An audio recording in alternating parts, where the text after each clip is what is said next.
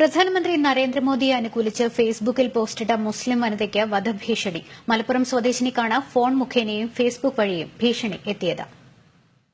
November മാസത്തിൽ ഇസ്ലാമിക ഭീകരതയെ എതിർത്തും പ്രധാനമന്ത്രി നരേന്ദ്രമോദിയെ അനുകൂലിച്ചും ആത്തിക ഫേസ്ബുക്കിൽ പോസ്റ്റിട്ടിരുന്നു. ഭീകരതയെ ചെറുക്കാൻ ഇപ്പോൾ ഇച്ഛാശക്തിയുള്ള ഭരണാധികാരിയുണ്ടെന്നാണ് പോസ്റ്റിട്ടത്. ഇതോടെയാണ് നിരന്തരമായി നെറ്റ് വഴിയും ഫേസ്ബുക്കിലെ ചാറ്റ് ബോക്സ് വഴിയും ജഹാംഗീർ കൂസ എന്നയാൾ ഭീഷണി മുഴക്കുന്നത്. ഇനിയും നരേന്ദ്രമോദിയെ അനുകൂലിച്ചാൽ തലവെട്ടി ഇന്ത്യ ഗേറ്റിൽ തൂക്കുമെന്നാണ് ഭീഷണി മുഴക്കുന്നത്. കൂടാതെ തോക്കുകൾ അടക്കമുള്ളവയുടെ ചിത്രങ്ങളും നിരന്തരമായി അയക്കുന്നുണ്ട്. പാകിസ്ഥാനികളാണ് ഇയാളുടെ എല്ലാ സുഹൃത്തുക്കളും. ഉറുദു കലർന്ന ഭാഷയിലാണ് വിളിക്കുന്നയാൾ സംസാരിക്കുന്നത്.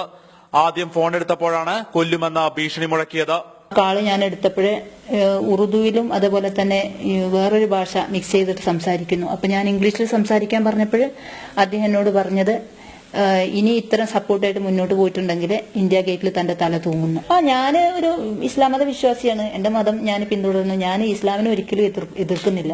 അതിൽ വരുന്ന അനാചാരങ്ങൾ എന്ന് പറഞ്ഞാൽ ഈ ടെററിസം മെന്റാലിറ്റി ഉള്ള ആളുകൾ മാത്രം ഞാൻ എതിർക്കുന്നു. ഇപ്പോഴും നെറ്റ് കോളുകൾ വരുന്നുണ്ടെങ്കിലും എടുക്കാറില്ല.